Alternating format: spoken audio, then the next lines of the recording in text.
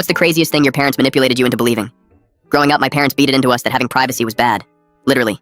My mom would search our rooms while we slept, and if she found as much as a piece of homework I hadn't shown her, she'd wake me up and make me kneel on rice until the morning. But my dad was even worse. He was the one who made the rules. He decided how long we should kneel, if we were allowed to lock the bathroom door, and the clothes we wore so he could see the work he did on us if we broke the rules. I absolutely hated both of them, and I hated their rules. I tried to rebel as much as possible. But my brother, on the hand, he was fully indoctrinated. He followed every word they said religiously, and not only that, but he was also dead set on making me follow the rules too. If he ever accidentally read one of my texts, he'd run to my parents and tell on me about how I was keeping secrets, and then watch with a smirk as my parents laid hands on me. He was also self-serving and selfish too, volunteering random confessions at dinner and acting like he was high and mighty. Our parents praised him so much for being open, and over time I guess it paid off for him, because my parents started letting him do things they had never let before. All of a sudden his curfew was pushed back by a few hours. His room stopped getting searched daily. But me, on the other hand, the intensity of the mistreatment ramped up. If I came home from school and didn't tell my parents about every class in detail within the first few minutes, I'd get punished, and severely too. Oftentimes I'd wince in pain in class when sitting down, lying to my teachers about why I was hurting. And then things got even worse. My parents started allowing my brother to search my stuff too, and he absolutely loved it. I caught him grinning while tossing out my belongings multiple times, justifying it by saying I never told them about this or that. Other times he'd feel really mean and just make up a lie about a secret note he found or something. When that happened, my parents would lock me out of my own room and make me sleep on the couch, but only after the wailings.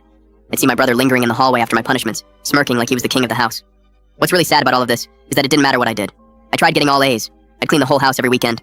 I'd offer to cook dinner for them, but if I wasn't sharing every little detail about my life with them, they looked at me like I was less. Eventually, they even started giving me the silent treatment. They'd all eat dinner together and leave me at the kitchen counter, alone. One night, after a particularly bad punishment from my parents, I was feeling particularly low, and that's how I made the biggest mistake of my life. I thought I could trust my brother. I was desperate for some kind of ally, so I told him how I felt. Within an hour, my dad had me laying face down over his lap, getting the belt out. I remember holding the pillow in my mouth, biting it not to scream.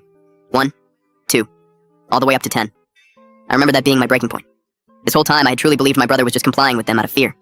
But no, he really believed everything they were teaching us. I don't think I ever felt worse than I did that night. After that, I just stopped fighting. I threw away my journals, I deleted all my old texts and never messaged anyone unless I had to. If I was forced to confess something, I just made stuff up. However, there was still that little glimmer of resilience within me, and of course that came back to bite me.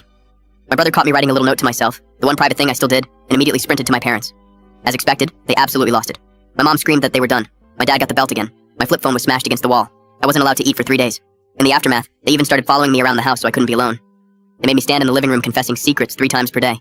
And every time, my brother was right there, smirking proudly as if he was doing the right thing. I remember he called me a liar during one of my confessions. My parents didn't wail on me too hard, but that one little tell was the straw that broke the camel's back. I finally decided to leave. I walked into school the next day, and for the first time in my life, I told a teacher what was happening at home. I was honest and broke down. She seemed absolutely horrified, and before I knew it, I was sitting in the counselor's office, waiting for my parents to arrive to discuss the matter. The full story is on my channel and linked below.